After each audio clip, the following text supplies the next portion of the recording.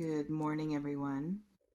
Um, so, okay, Virgo, I need to say something right at the start.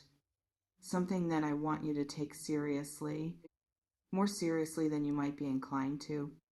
Given everything that has happened, given the history, given whatever has made you cautious about believing that what someone says actually matches what they mean. Welcome and listen carefully, because this one is not the usual. This person is not playing with you. I want to be direct about that because I think you have developed, through a very understandable process, a particular readiness to interpret things as less serious than they are being presented. A kind of protective skepticism that says people say things and then they do not do the things they said, or they do them for a while and then they stop. And the gap between what they said and what they did has taught you to wait before believing for evidence that the words have weight. What I am telling you now is that the skepticism, which is intelligent and earned and not wrong as a general practice, needs to be held more loosely.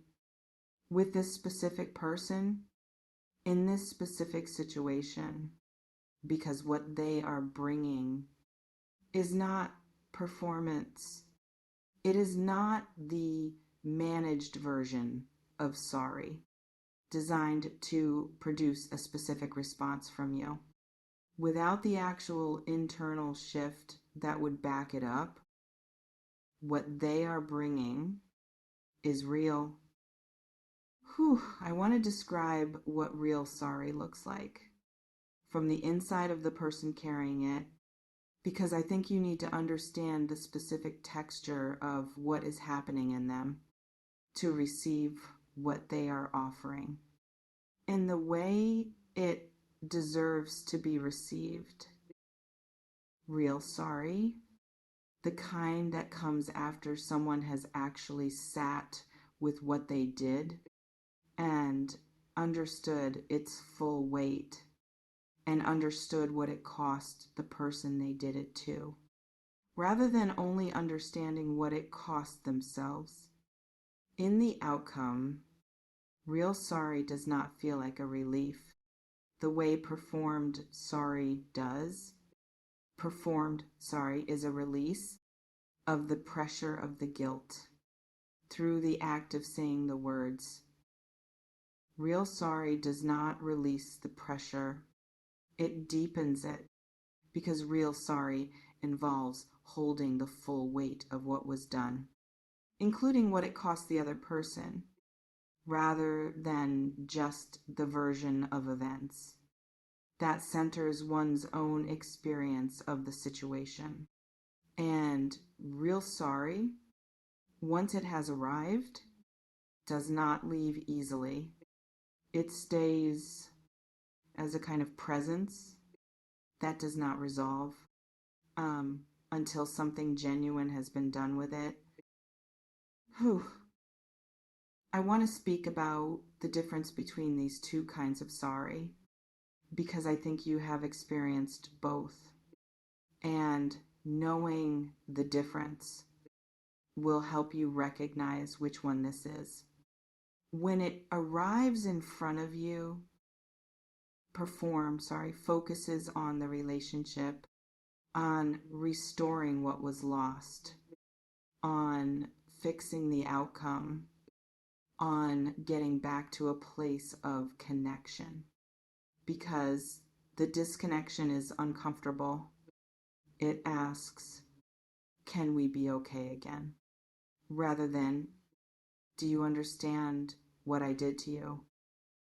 Real sorry focuses on you, on what was done, on what it cost you, on whether you have been seen in your experience of what happened. It asks, Do you know that I understand what I did? Before it asks anything about what comes next between you, what is coming from this person focuses on you first. That is how you will know it is real. The kind that stays.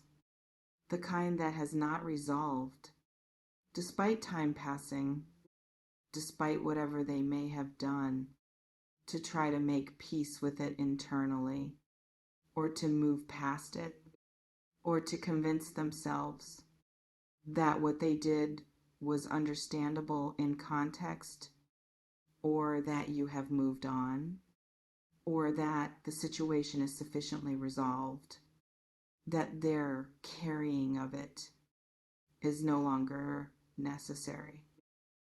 None of that has worked because the sorry is real, and real things do not respond to management. They respond to honesty, which is what this person is finally bringing to you.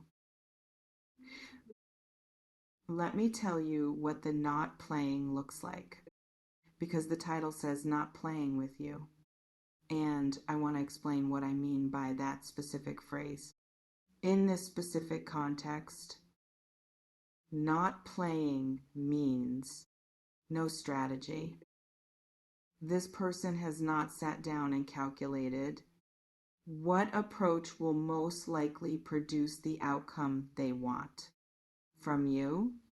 They have not run the scenarios of what to say and what not to say, and how to present themselves in the light that will be most likely to make you receptive to what they are asking for. They have simply arrived at the point where honesty is the only available option, because everything else, every managed version, every strategic approach would feel hollow to them, given the size of what they actually feel and the seriousness with which they are taking what they did. So they are bringing the unmanaged version, the one without the polish, without the carefully chosen words, without the protective distance that strategy provides, just what is true, said as directly as they can say it to the person they owe it to, which is you. Oh, I want to speak now about what specifically they are sorry for, because sorry without content, without the naming of what is being apologized for, is not really sorry. It is an expression of discomfort that has been shaped into sorry-shaped language without the actual accountability that sorry requires. This sorry has content. They are sorry for a specific thing or a specific accumulation of things that they can now see clearly in a way they perhaps could not see before, because the clarity required distance from the situation itself and time, and the particular education that comes from experiencing the consequence of something rather than just understanding it conceptually. They understand now. What they did not understand then about the impact of how they were in the connection with you, and the sorry comes from that understanding rather than from the discomfort of the outcome, which would be a shallower and less useful form of it. I want to come to you now because I want to give you something practical to take into whatever is about to happen between you and this person as they bring what they are carrying in your direction. The first thing I want to say is you are allowed to receive this. I know that might sound obvious, but I think it needs to be said because you have been in a protective posture for some time, guarding against the kind of opening that has cost you before. And that protective posture is intelligent and earned, but it can also prevent you from receiving something real. When something real arrives, because the armor does not distinguish between what is worth keeping out and what is worth letting in. This is worth letting in, enough to hear, enough to consider, enough to allow it to reach you, rather than deflecting it before it has had the chance to land. The second thing I want to say is receiving this does not require an immediate decision. You can hear what they are saying and feel what it produces in you, and take whatever time you need to understand what it means before responding in any way that commits you to anything. A genuine apology of the kind I am describing does not require an immediate answer. It requires being received, which is different. Receiving something means letting it land, not immediately deciding what to do with it. Let it land first, and then decide from the most grounded and honest place you can access what you want to do with what you have received. The third thing I want to say is perhaps the most important, and it is about what you actually feel.